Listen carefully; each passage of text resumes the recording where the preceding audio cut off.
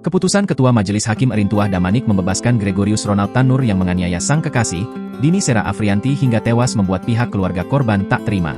Mengetahui putusan tersebut, pihak keluarga Dini rupanya tegas akan melaporkan Ketua Majelis Hakim Erintuah Damanik ke Hakim Pengawas di Mahkamah Agung.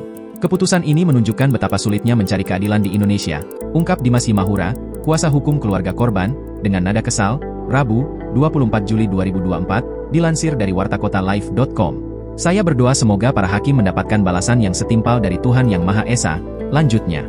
Selain berupaya mencari keadilan dengan melaporkan ke Mahkamah Agung, ia juga akan mendorong jaksa penuntut umum untuk mengajukan upaya hukum kasasi. Harapannya adalah agar hakim di tingkat pengadilan lebih tinggi dapat memutuskan kasus kematian Dini Sera Afrianti dengan seadil-adilnya, ucapnya. Sementara dalam persidangan, Hakim Erintuah Damanik menilai terdakwa Ronald Tanur masih berupaya melakukan pertolongan terhadap korban di saat masa-masa kritis. Hal itu dibuktikan terdakwa yang sempat membawa korban ke rumah sakit untuk mendapatkan pertolongan medis. Apabila ada pihak-pihak yang keberatan dengan putusan tersebut, silakan mengkaji lewat proses hukum, kata Erintuah Damanik. Dimas pun mengatakan, putusan tersebut sangat mengecewakan dan sangat memprihatinkan. Menurutnya, putusan hakim memberikan putusan sangat mencederai keadilan untuk keluarga korban. Terkait putusan ini, kami akan melakukan upaya hukum terhadap hakim yang memutus perkara ini dari sisi kami sebagai kuasa hukum korban. Kami juga akan melakukan komunikasi kepada jaksa dan tentunya kami minta kepada jaksa untuk berani mengambil langkah hukum lebih lanjut yakni banding sehingga perkara ini tetap harus diadili dengan seadil-adilnya dan diputus dengan seadil-adilnya, tutur Dimas.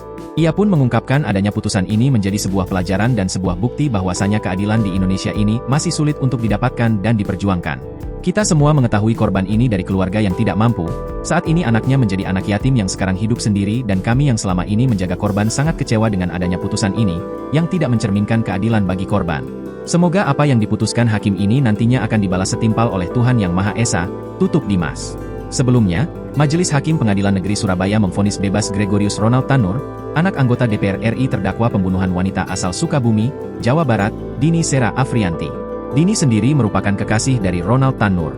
Vonis tersebut dibacakan Ketua Majelis Hakim Erintuah Damanik di Pengadilan Negeri Surabaya, Rabu, 24 Juli 2024. Karena itu, hakim meminta jaksa membebaskan terdakwa dari segala dakwaan. Download Tribun X sekarang, menghadirkan lokal menjadi Indonesia.